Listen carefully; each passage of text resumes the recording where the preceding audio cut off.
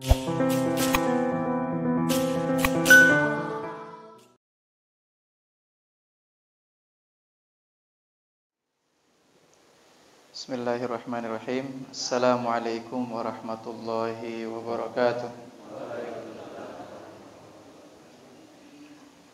Bahwa maksiat itu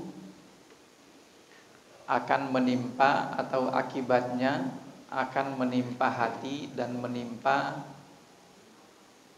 fisik, badan atau harta. Kita sudah sampaikan bahwa kalau dampak dari maksiat itu masih mengenai fisik atau harta kita, itu masih gampang untuk diperbaiki. Kehilangan mobil, kehilangan duit, misalnya kebakaran dan lain sebagainya, naudzubillahi min dzalik, kita tidak mengharapkan itu semuanya. Tapi kalau dampak dari maksiat itu masih seputar fisik dan harta kita, maka itu masih mendingan dibandingkan daripada kalau dampak maksiat itu sudah menimpa hati. Kalau sudah menimpa hati manusia, itu yang repot. Nah, maka insyaallah pada pagi hari ini kita akan melihat ayat-ayat terkait dengan dampak dari maksiat itu kalau sudah mengenai hati manusia. Memang di dalam Al-Quran Allah subhanahu wa ta'ala banyak sekali menggunakan istilah-istilah di mana semua istilah itu menjelaskan tentang dampak buruk dari maksiat tadi kalau sudah terkait dengan hati. InsyaAllah kita akan lihat satu persatu. Dan ini sudah disampaikan oleh beliau Imam Ibnul Qayyim di dalam kitab beliau ini. Beliau mengatakan faminha al-khatmu 'alal qalbi wal asma'. Yang paling pertama adalah al-khatmu. Al-khatmu itu artinya khatama yakhtimu, itu artinya menutup. Ini ada di dalam surah Al-Baqarah ayat 7. Apa yang ditutup oleh Allah Subhanahu wa taala di dalam ayat itu, Allah katakan khatamallahu ala qulubihim wa ala sam'ihim. Jadi ada dua di situ yang ditutup oleh Allah. Pertama, qulubihim, hati mereka. Nah, ini yang kita katakan tadi ya. Dampak maksiat mengenai hati manusia, dan ini yang harus kita waspadai. Dan di dalam ayat-ayatnya kita akan menemukan bahwa Allah menjelaskan kalau dampak maksiat itu sudah mengenai hati, itu resikonya berat. Sekali lagi tadi kalau masih menimpa fisik, ini sakit misalnya, kalau menimpa fisik ya, sakit masih ada rumah sakit Pak, masih bisa berobat. Itu kalau sakit mengenai fisik. Satu, yang kedua, kalau sakit juga atau kalau dampak maksiat juga mengenai fisik, maka itu sebagaimana kita sampaikan di pertemuan sebelumnya, kalau dia mengenai fisik atau mengenai harta, maka sebetulnya itu juga merupakan tabungan kebaikan bagi kita untuk di akhirat kelak. Kita sudah sampaikan itu ya, terkait dengan riwayat yang menjelaskan tentang apa reaksi Abu Bakar As-Siddiq radhiyallahu anhu ketika beliau mendengarkan firman Allah Subhanahu wa taala, "Faman ya'mal mithqala dzarratin khairan yarah wa may ya'mal mithqala dzarratin syarran yarah." Itu reaksi Abu Bakar As-Siddiq yang beliau keluhkan adalah dampak daripada maksiat. Beliau mengatakan, "Ya Rasulullah, wahai Rasulullah, sungguh kami telah menyaksikan dampak maksiat itu, dampak buruk dari maksiat itu dalam kehidupan kami." Maka dikatakan oleh Rasulullah, "Ya Abu Bakar, wahai Abu Bakar, jika terjadi sesuatu yang tidak Anda sukai dalam kehidupan Anda, maka sebetulnya itu hanya sedikit, itu kecil nilainya. Tapi di balik itu Allah menyediakan untuk Anda kebaikan di akhirat kelak," kata Rasulullah sallallahu alaihi wasallam. Makanya tadi saya katakan, kalau itu masih menimpa fisik, masih menimpa harta, itu masih baik, jauh lebih baik. Sekali lagi, memang negatif bagi kita di dunia ini, tapi ternyata itu sesuatu yang positif, tabungan kebaikan untuk kita di akhirat. Itu satu. Lalu yang kedua, kan ada juga istilah harta masih bisa dicari. Memang harta masih bisa dicari, fisik juga masih bisa diobati. Tapi sekali lagi kalau sudah menimpa hati, itu urusannya repot. Nah, kita kembali, kita akan lihat satu persatu. Kata Allah Subhanahu wa taala yang paling pertama, khatamallahu ala qulubihim wa ala sam'ihim. Allah Subhanahu wa taala menutup qulubihim, hati-hati mereka, wa ala sam'ihim, dan pendengaran mereka. Kalau hati sudah tertutup, Bapak Ibu yang dirahmati Allah, itu nasihat apapun enggak masuk. Itu kalau hati sudah tertutup, sebaik apapun Anda kepada orang itu, maka tidak akan pernah diterima kebaikan Anda. Kan kita sering menyaksikan dalam kehidupan sehari-hari, orang luar biasa baiknya, tapi kok ada juga musuhnya. Bahkan banyak juga kita lihat ini orang kebaikannya luar biasa, tapi musuhnya luar biasa juga, kan begitu. Menurut pandangan kita harusnya kan orang-orang kayak gitu dibela, orang-orang kayak gitu harusnya dihormati. Tapi yang kita temukan justru musuhnya luar biasa upaya mereka untuk mencelakakannya, kan? Kan kita saksikan seperti itu. Kenapa? Ya karena seperti itu. Kalau sudah menimpa hati, kalau hati sudah ditutup oleh Allah Subhanahu wa taala, maka kebaikan apapun yang ada di hadapan matanya itu enggak akan pernah diterima sama sekali. Ini ya. Jadi kata Allah, khatamallahu ala qulubihim wa ala sam'ihim. Ini yang paling pertama, al-khatmu 'alal qalbi wal asma'. Selanjutnya yang kedua kata beliau, wal ghishawatu 'alal absar. Al-ghishawah 'alal absar. Ini masih di ayat yang sama.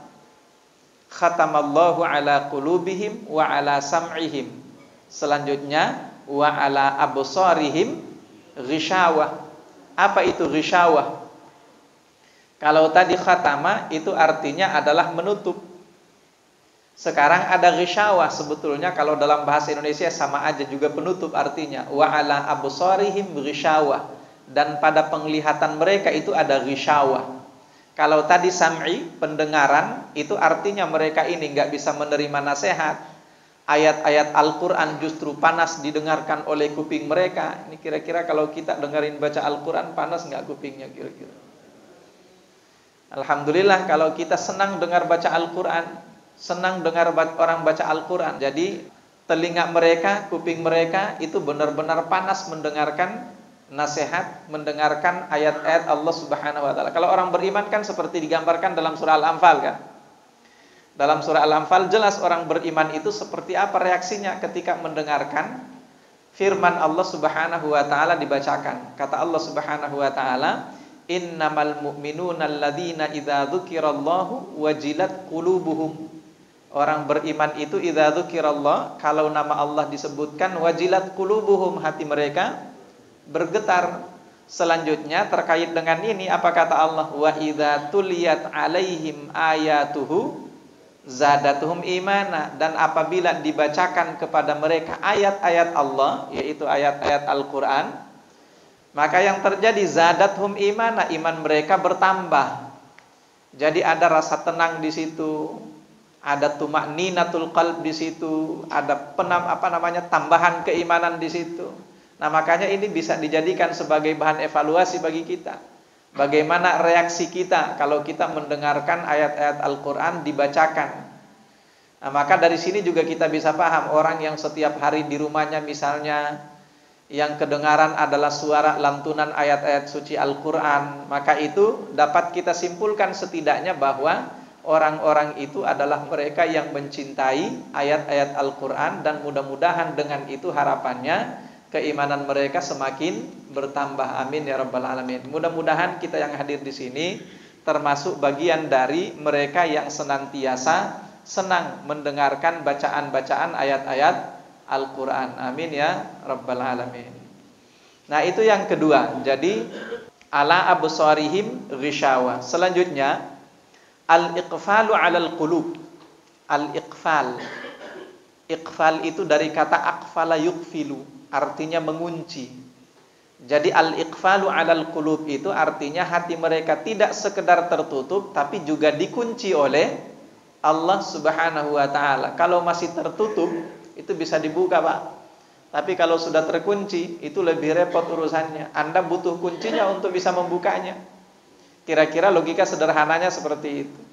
Nah, ini difirmankan oleh Allah Subhanahu wa taala dalam surah An-Nisa ayat 155. Allah Subhanahu wa taala berfirman di sana, a'udzubillahi minasyaitonir rajim, bal taba'allahu ala qulubihim. Justru Allah Subhanahu wa taala taba'a. Taba'a itu artinya mengunci. Ala qulubihim, hati-hati mereka. Dan yang harus kita perhatikan juga di sini, Bapak Ibu yang dirahmati Allah, jangan kita berpikir bahwa Allah mengunci hati kita itu suka-suka. Artinya semaunya Allah Subhanahu wa taala, tidak. Tapi yang harus kita pahami bahwa kita hatinya dikunci oleh Allah, mudah-mudahan bukan kita ya, jangan sampai, bahwa orang-orang itu hati mereka dikunci oleh Allah Subhanahu wa taala, itu dijelaskan di dalam lanjutan ayatnya. Apa penyebabnya? Bima kanu yaksibun, itu disebabkan karena apa yang mereka lakukan. Nah, kita kembali lagi seperti sering saya ulang-ulangi, bahwa apa yang disampaikan oleh Imam Ibnul Qayyim di dalam kitab ini terkait dengan dampak maksiat. Jadi kalau dampak maksiat itu, misalnya kata beliau di sini, al-iqfalu 'alal qulub, hati akan dikunci, berarti kan hati Anda dikunci oleh Allah itu bukan karena kehendak Allah. Bukan karena Allah memang kepengen mengunci hati Anda, tidak. Tapi karena maksiat yang Anda lakukan, karena dosa yang Anda lakukan. Makanya di lanjutan ayatnya Allah katakan bima kanu yaksibun. Itu semua disebabkan oleh karena apa yang mereka perbuat atau apa yang mereka lakukan. Jadi sekali lagi, jangan sampai kita pahami bahwa Allah menghalangi hidayah dari seseorang, Allah mengunci hati seseorang, menutup pintu hati seseorang, itu suka-sukanya Allah Subhanahu wa taala, sama sekali tidak. Allah melakukan itu semuanya berdasarkan apa yang dilakukan oleh manusia itu terkait dengan dosa. Nah, mudah-mudahan sekali lagi kita yang hadir di sini senantiasa setiap hari menyadari akan hal itu dan selalu berusaha semaksimal kemampuan kita untuk senantiasa meminimalisir dosa dalam kehidupan kita sehari-hari. Selanjutnya kita padu dengan usaha semaksimal mungkin untuk terus bertaubat dan beristighfar, memohon ampun kepada Allah Subhanahu wa taala, baik dari dosa-dosa yang kita sadari maupun dari dosa-dosa yang tidak kita sadari. Dengan demikian insya Allah harapannya tidak sedikit pun di antara sekian banyak resiko dosa itu Allah Subhanahu wa taala timpakan kepada kita. Amin ya rabbal alamin. Itu yang